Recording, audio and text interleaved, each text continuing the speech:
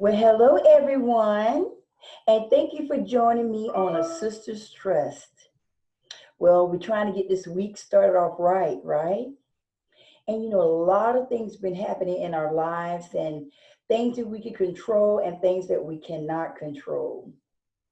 But I'm just so grateful just to have friends and just be in an atmosphere of peace in a world of chaos.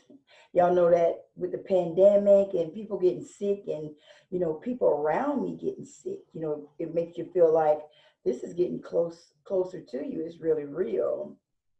But you know what? The thing about that we have is faith in God. And no matter what happens in our life, nobody could take that away from us, right? I'm so thankful for the word.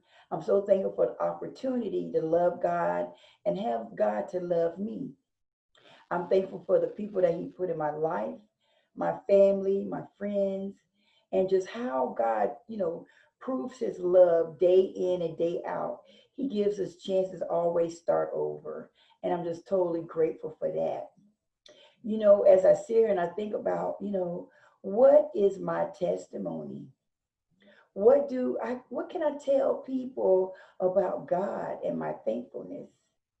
So I want to ask you that question. What is your testimony? What can you talk about God? It don't have to be complicated, but you know what? I thought about, let's just go back to the basics. What is the message? So we're going to read a little bit out of John chapter 1. And then, just through this few of the scriptures and just, nothing really long, just something to ponder and something to think about, because I think sometimes we make things so complicated. And if I didn't say it again, thank you for joining me on A Sister's Trust. Please invite people to the channel. Please send me questions or things that you want to talk about too. But right now, today, we're going to talk about John chapter 1, verse 1. I'm going to start reading. Because, sometimes in life we make things so complicated and it don't really need to be. And we in this chapter, in John chapter 1, it says, the word became flesh, right? It says, in the beginning was the word, and the word was with God, and the word was God. Plain and simple. In the beginning was the word, and the word was with God, and the word was God. Okay? He was with God in the beginning. Through him all things were made. Without him nothing was made that has been made. In him life, and that life was the light of all mankind. The light shined in the darkness, and the darkness has not overcome it. So in the beginning was the Word, and the Word was with God, and the Word was God. And it also talked about how the light, and even though there was darkness, it did not overpower the light. There was a man sent from God whose name was John. He came as a witness to testify concerning the light, so that through him all might believe. So we're talking about, what is your testimony? What are you talking about God to encourage people to want to follow God? What kind of example are you setting to encourage people to follow God? Just some basic things, right? The true light that the true light that gives light to everyone was coming into the world. He was in the world, and though the world was made through him, the world did not recognize him. So now we're talking about Jesus, right? He came to that which was his own, but his own did not receive him. Even though everything that was made through Jesus, when he came to bring his appearance to us, we couldn't see it, right? We couldn't see it. Yet to all who did receive him, those who believe in his name, he gave the right to become children of God.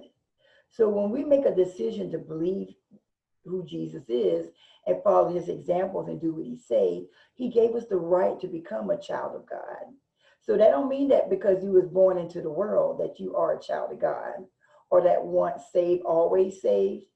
That don't work.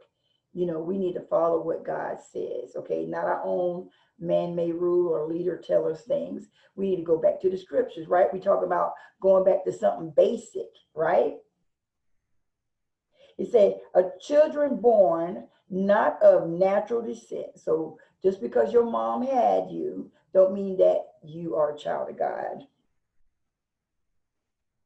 Nor of human decisions, because somebody made a decision to bring a child into the world, don't mean you're a child of God. Nor of human decisions or a husband will. Even though it takes a husband to help you to have a child, don't mean you're a child of God. But born of God. The word became flesh and made his dwelling among us.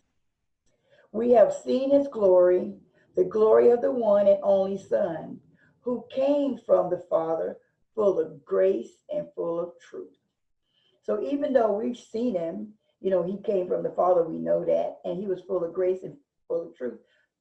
All of us did not accept him. And it's not an automatic club because you was born that you are part of him, right? You're not. It says, John testified concerning him. He cried out saying, this is the one I spoke about when I said, he who comes after me has surpassed me because he was before me. So even John had it right. John was out with the people. People was following John. He was baptizing them. But he was also telling his testimony about Jesus and how Jesus was going to come after him. And he realized no matter, even though people following him, that it was someone there that's going to be greater.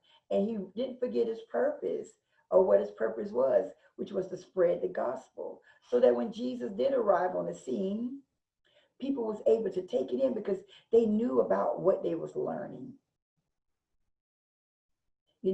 He did not forget where his order, where he fell in. He knew somebody was going to be there. Even though he started before him, he knew that Jesus was going to surpass him. Right? It says, out of his fullness was he made all to receive the grace in the place and the grace already given. For the law was given through Moses. Grace and truth came through Jesus Christ. No one has ever seen God, but the one and only Son, who is himself God, and in closest relationship with the Father. He made himself known. So, it says no one has ever even seen God. And who is God? Because what it said in the beginning was the Word, and the Word was God, and the Word was with God, and nothing in the world it came about because everything came through God, right? And through his Son. And he is the closest to God. And he said, no one has seen God but him. That's pretty neat. So again, what is your testimony? That is John chapter 1, verse 1 through 1 through 18. Sometimes we make things complicated. Let's just bring it back and make it simple. And that's all I'm going to say about that. Read it on your own. Get your testimony, because, in these times, you got to have something to hold on to. Go back to the Word. Go back to the trust of all the promises. Go back to the order of how things was made. God give us certain detailed jobs to do, and then he finishes it up, right? And we don't have to have all the mysteries. We just need to do the basics. let's get back to the basics and have a testimony. Okay, guys, y'all have a great rest of your day. And thank you again for joining me on A Sister's Trust. And I'll see you soon. Bye.